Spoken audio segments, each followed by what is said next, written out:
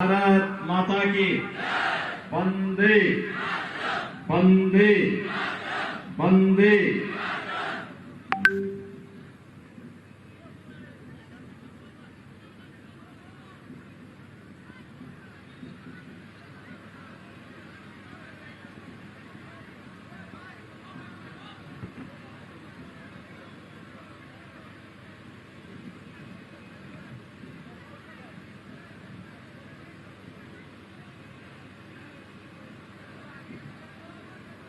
असम विधानसभा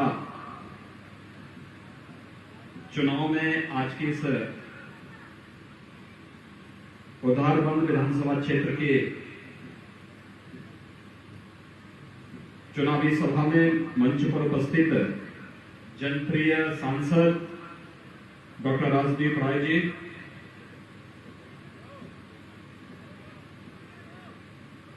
इस क्षेत्र में 5 वर्षों तक विकास को एक नई ऊंचाइयों तक पहुंचाने वाले जनप्रिय विधायक मेहरकांत सोम जी, विधानसभा के प्रभारी श्रीमान मंजूर देव जी, गुरुचरण नायक जी, मनीष मेहरा जी, शांतनु बर्मन जी, विनोद शर्मा जी, विश्वजीत दास जी, नवारुण चक्रवर्ती जी, सुनंदा कुर्मी जी, विजेता महतो जी, सुंदर कुमार पॉल जी और भारी संख्या में उधारबंद विधानसभा क्षेत्र से जुड़े हुए मेरे भाइयों बहनों, मैं आप सबका हृदय से अभिनंदन करता हूं, स्वागत करता हूं। बराक वैली में आज मुझे पहली बार आप सबसे मिलने का, संवाद बनाने का अवसर प्राप्त हो रहा है। मैं यहाँ के जनप्रिय सांसद और जनप्रिय विधायक दोनों को हृदय से धन्यवाद देते हुए आप सबको आने वाले जो हमारा प्रमुख पर्व है रंगोली बिहू आदि का हृदय से आप सबको बधाई देता हूं, शुभकामनाएं देता हूं। भाइयों बहनों, असम की जब हम बात करते हैं तो आदिशक्ति मां कामाख्या और महाबाहु ब्रह्मपुत्र असम को एक पहचान देते हैं, लेकिन साथ साथ इस बराक घाटी की अपनी एक पहचान है।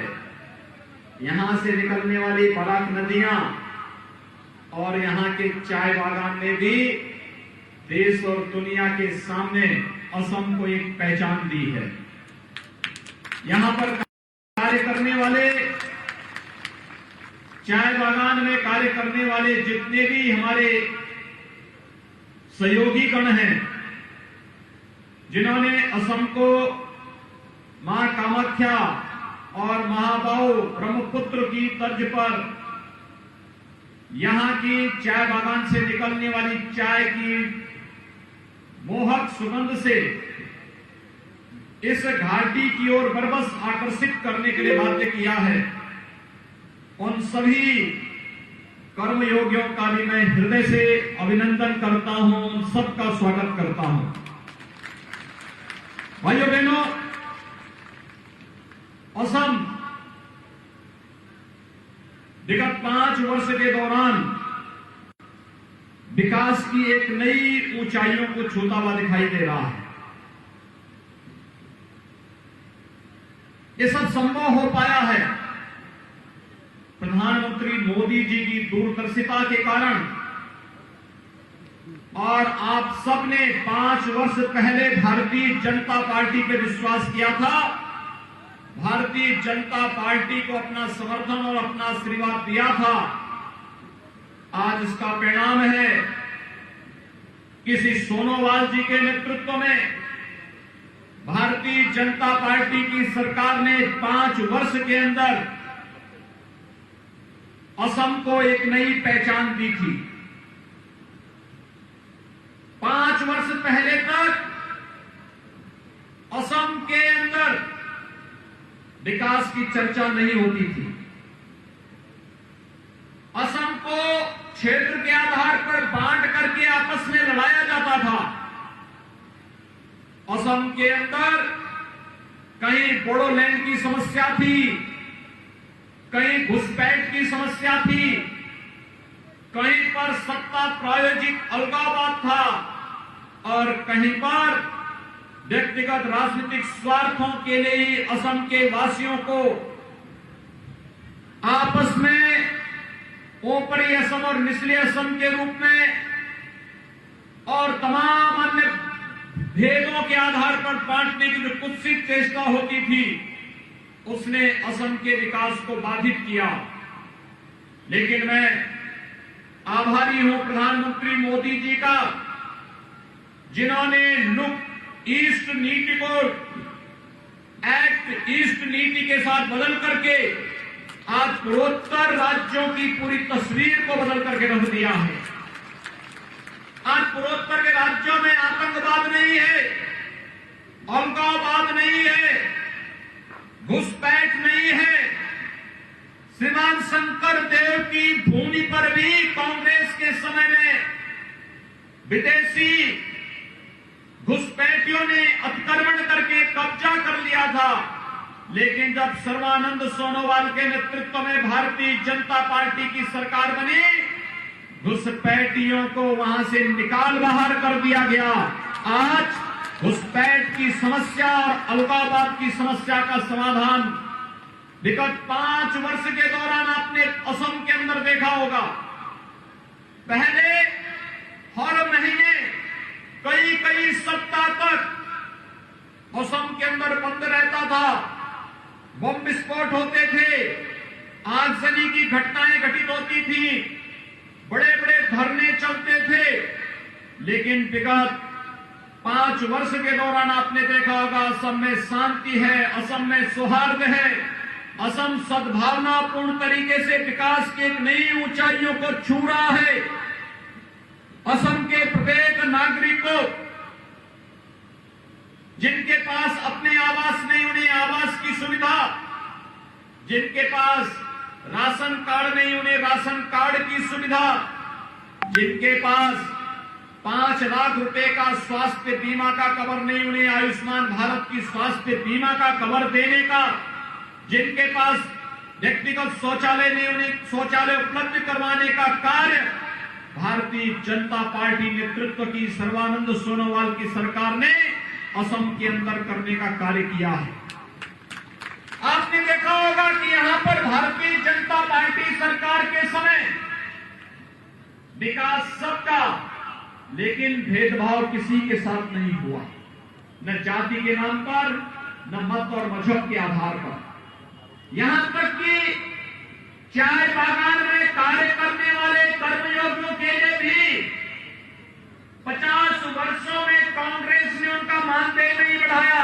लेकिन मैं धन्यवाद दूंगा सर्बानंद सोनोवाल जी की सरकार को, जिन्होंने मानदेय को बढ़ा करके 217 रुपए करने का कार्य किया है और इसे आने वाले समय में 300 रुपए से भी करने के लिए एक व्यापक कार्य योजना भी उन्होंने खड़ी की है। यह विकास की वो सोच है जो असम के नागरिकों को विकास के पथ पर अग्रसर करके उन्हें जीवन की मुख्य धारा के साथ जोड़ करके एक भारत श्रेष्ठ भारत के सपने को साकार करने के लिए भारतीय जनता पार्टी के केंद्रीय नेतृत्व के मार्गदर्शन में आगे बढ़ाने का कार्य किया जा रहा है। आज असम में कहीं मेडिकल कॉलेज खुल रहा है, कहीं पर आईआईटी खुल रहा है, कहीं आईआईएम आ रहा है, कहीं पर निफ्ट आ रहा है, कहीं पर कोई केंद्रीय संस्थान आ रहा है। और तो और विगत दिनों खेलो इंडिया खेलों के तहत जब असम के अंदर खेल कूद की प्रतियोगिताएं हुई, उसने रिकॉर्ड तोड़ दिया कि कितने भारी पैमाने पर कितनी सफलतापूर्वक आयोजन असम के अंदर होते हुए दिखाई दिए। भाइयों बहनों, विकास का कोई विकल्प नहीं हो सकता है और इसीलिए भारतीय जनता पार्टी एक बार फिर से आपके पास आई आपसे कहने के लिए याद करिए, जब प्रधानमंत्री मोदी जी 2014 में प्रधानमंत्री बने थे, तब उन्होंने देश को कुछ नारे दिए थे।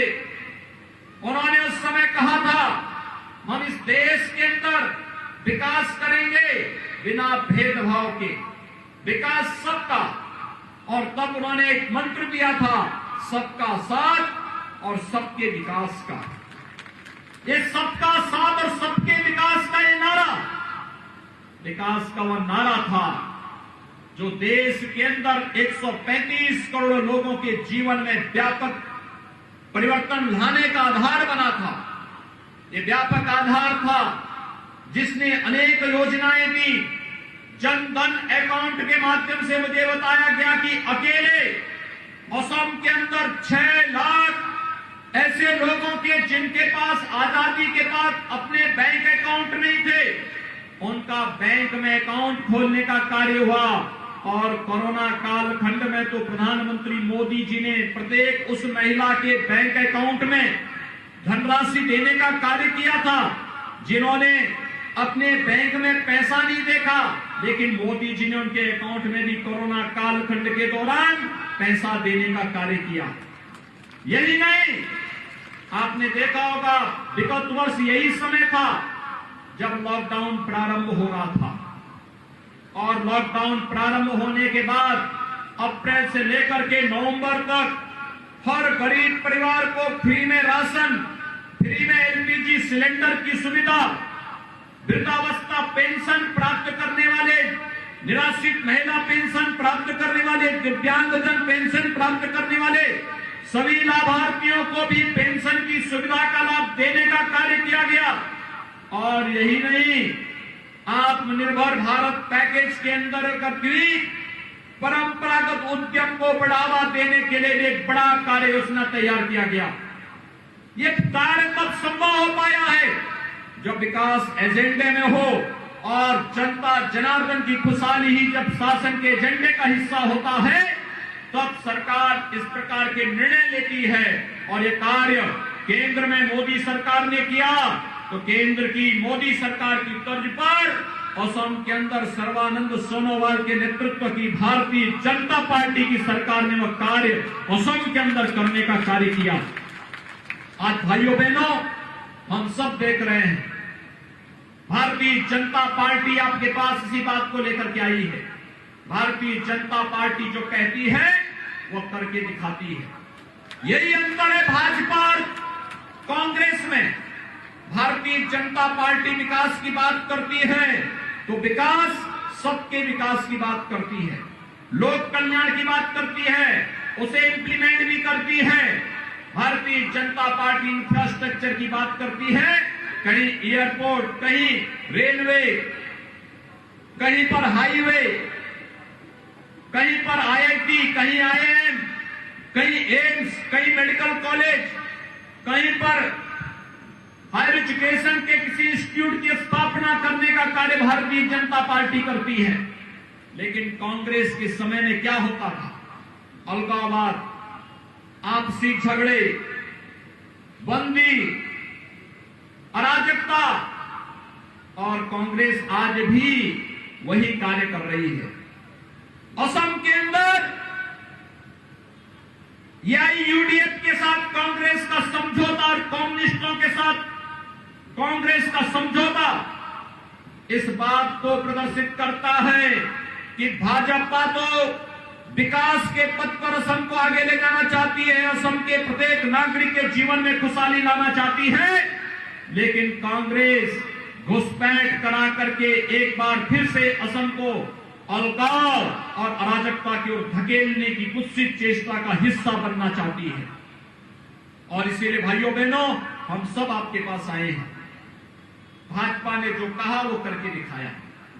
याद करिए, पूर्वोत्तर के राज्यों में आज आनंद और खुशहाली है, विकास के पथ पर अग्रसर हो रहा है। हम इस बराक वैली में बैठे हैं, इस बराक वैली को हम देखते हैं, एक तरफ मणिपुर की सीमा है, एक तरफ मेघालय की सीमा है, एक तरफ त्रिपुरा और बांग्लादेश की लगी हुई सीमा दिखती है, और एक तरफ असम की सीमा हमें पूरे असम के साथ जोड़ती हुई बराक नदियों की ये वैली एक नई पहचान के साथ देश और दुनिया के साथ जोड़ने का कार्य करती है। सर्वत्र आपको शांति, सौहार्द और विकास दिख सकता है। ये भाजपा की पहचान है। हमने विकास की बात कही थी, विकास करके दिखाया। हमने देश के अंदर एक भारत श्रेष्ठ भारत की बात की तो आदि करके दिखाया। घुसपैठ की समस्या का समाधान असम के अंदर और पूर्वोत्तर के राज्यों के अंदर तो किया ही, आपने देखा होगा जम्मू और कश्मीर के अंदर भी। याद करिए, बंगाल की धरती में पैदा हुए थे महान क्रांतिकारी नेताजी सुभाष चंद्र बोस। कांग्रेस ने उन्हें सम्मान नहीं दिया, लेकिन नेताजी सुभाष चंद्र बोस को सम्मान देने का कार्य भारतीय जनता पार्टी ने किया। बंगाल की धरती में पैदा हुए थे भारतीय जनसंघ के संस्थापक अध्यक्ष डॉक्टर श्यामा प्रसाद मुखर्जी। डॉक्टर श्यामा प्रसाद मुखर्जी ने जब कांग्रेस इस देश के अंदर 1952 में संविधान में चोरी छिपे धारा 370 को जोड़ करके देश को आतंकवाद और उग्रवाद की भट्टी में झोंकने की कुछ सी चेष्टा कर रही थी, उस समय कांग्रेस के षड्यंत्र के खिलाफ, उस विश्वासघात के खिलाफ कोई लड़ रहा था तो बंगाल की धरती पर पैदा होने वाले डॉक्टर श्यामा प्रसाद मुखर्जी लड़ रहे थे। और तब उन्होंने नारा दिया था, एक देश में दो प्रधान, दो विधान और दो निशान नहीं चलेंगे, नहीं चलेंगे। और भाइयों बहनों, डॉक्टर श्यामा प्रसाद मुखर्जी के सपने को साकार करने का काम किया प्रधानमंत्री नरेंद्र मोदी जी ने। कश्मीर से धारा 370 को सदैव के लिए समाप्त कर दिया। अगर असम का कोई नौजवान, बराक घाटी का भी कोई नौजवान अगर जम्मू कश्मीर में आज के दिन पर जमीन खरीद करके बसना चाहता है तो जम्मू कश्मीर के अंदर कोई आपको बसने से रोक नहीं सकता है। कांग्रेस ने रोक लगाई थी, मोदी जी ने आपको यह अधिकार दिया है कि आप भी जम्मू कश्मीर के अंदर बस सकते हैं। आज कश्मीर विकास की एक नई कहानी कह रहा है। जो पाकिस्तान बार बार घुसपैठ करके देश के अंदर बम विस्फोट करवाता था, आतंकी गतिविधियों को प्रश्रय देता था, आज भारत के बहादुर जवान उस पाकिस्तान के अंदर घुस करके सर्जिकल स्ट्राइक को अंजाम दे करके आतंकी कैंपों को नष्ट करने का कार्य करते हैं। ये भारत का शौर्य और पराक्रम है। तो भाइयों बहनों, जब मैं लोकसभा चुनाव के दौरान असम में आया था, जहां भी जाता था एक ही बात यहां लोग कहते थे, और लोग कहते थे कि योगी जी आप ये तो बताइए कि आप यूपी के चीफ मिनिस्टर हैं, भगवान राम का जन्म अयोध्या में हुआ था, मंदिर कब बनेगा? लोग मुझसे एक प्रश्न करते थे। और भाइयों बहनों, मुझे आप सबको बताते हुए प्रसन्नता की अनुभूति है, 5 अगस्त 2020 को प्रधानमंत्री मोदी जी ने अयोध्या में भगवान श्री राम के भव्य मंदिर के निर्माण कार्य का शुभारंभ कर दिया है। भाइयों बहनों, मैं आपका इसलिए आभारी हूं कि राम मंदिर निर्माण के लिए, समर्पण निधि के लिए असम ने भी, हर परिवार ने भी अपना योगदान किया है।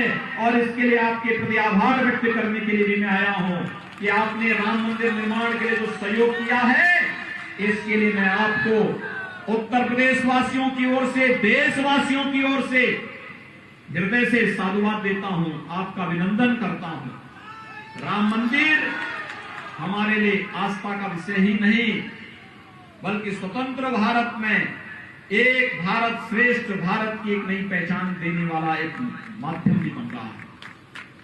राम मंदिर भारत का पहचान है, भारत का राष्ट्र मंदिर है। और भारतीय जनता पार्टी जो कहती है वो करके दिखाती है। और भारतीय जनता पार्टी यही कहने के लिए आपके पास आई है कि भाइयों बहनों, आपने देखा होगा एक एक करके सभी समस्याओं का समाधान भारतीय जनता पार्टी कर रही है। जो कहा था सो करके दिखा दिया। आने वाले समय में भी भारतीय जनता पार्टी ने कहा है, हम असम के अंदर घुसपैठ की समस्या का पूरी तरह समाधान करेंगे ही करेंगे, लेकिन साथ साथ बाढ़ की समस्या का समाधान करके असम के चाय बागान को एक नई पहचान दिलाने का कार्य करेंगे। और इसके लिए भारतीय जनता पार्टी अपने पूरे रोड मैप के साथ आपके सामने आई है। आज मैं आप सबका आह्वान करूंगा, भाइयों बहनों, ये चुनाव मात्र सत्ता प्राप्त करने का माध्यम नहीं है। ये चुनाव हमारी पहचान को बनाए रखने का चुनाव है। ये चुनाव हमारी अस्मिता को बनाए रखने का चुनाव है। ये चुनाव हमारे लिए, आने वाली पीढ़ी के लिए कैसा विकास का मॉडल हम खड़ा करना चाहते हैं, इसको दिखाने का एक माध्यम है। और इसके लिए आज मैं आपके पास आया हूं कि असम की पहचान मां कामाख्या के धाम से है। असम की पहचान महाबाहु ब्रह्मपुत्र के नाम पर है, इस बराक घाटी के आधार पर है। और असम की पहचान यहाँ के चाय बागान और यहाँ के चाय बागान में कार्य करने वाले कर्मयोगियों से है। असम की पहचान यहाँ के राइनों से है। असम ने पिछले 5 वर्ष के दौरान इन सभी को एक नई पहचान दिलाते हुए देखा है। और इस नई पहचान को अनवरत आगे बढ़ाने के लिए भारतीय जनता पार्टी असम के अंदर फिर से आवश्यक है। और इसके लिए श्री सर्बानंद सोनोवाल के नेतृत्व में भारतीय जनता पार्टी की सरकार असम के अंदर जिस मजबूती के साथ कार्य कर रही है, यह मजबूती एक एक घर को आवास उपलब्ध कराने, हर एक घर को स्वच्छता मिशन के साथ जोड़ने, हर एक परिवार को सौभाग्य योजना के साथ जोड़ने, उजाला योजना के साथ जोड़ने, उज्ज्वला योजना के साथ जोड़ने, आयुष्मान भारत की योजना के साथ जोड़ने और जल जीवन मिशन के अंदर हर एक परिवार तक शुद्ध पेयजल की आपूर्ति जल जीवन मिशन के अंदर कब किया जा सके, इसके लिए डबल इंजन की सरकार आवश्यक है। केंद्र में मोदी जी और असम के अंदर सर्बानंद सोनोवाल के नेतृत्व में भारतीय जनता पार्टी की सरकार एक बार फिर से आकर के असम को विकास की नई ऊंचाइयों की तरफ ले जा सके, इस विश्वास के साथ आज आप सबसे अपील करने के लिए मैं एक बार फिर से असम की धरती पर आया हूं। मैं आप सबका आह्वान करूंगा, आप सब भारतीय जनता पार्टी के हमारे उदार बंद से प्रत्याशी, लोकप्रिय प्रत्याशी श्री मिहिरकांत सोम को, जिन्होंने 5 वर्षों तक बहुत अच्छा काम किया। मिहिरकांत सोम जी इधर आइए। आप लोग मिहिरकांत सोम जी के समर्थन में हैं? दोनों हाथ मिला करके बोलेंगे मेरे साथ, दोनों हाथ मिला करके बोलेंगे। जहां तक मेरी आवाज जा रही है, इधर भी, इधर भी, इधर भी, उधर भी, सभी और पीछे भी स्टेडियम के अंदर बैठे हुए लोगों से मेरी अपील होगी, दोनों हाथ मिला करके मेरे साथ बोलेंगे, जय जय श्री राम, जय जय श्री राम, जय जय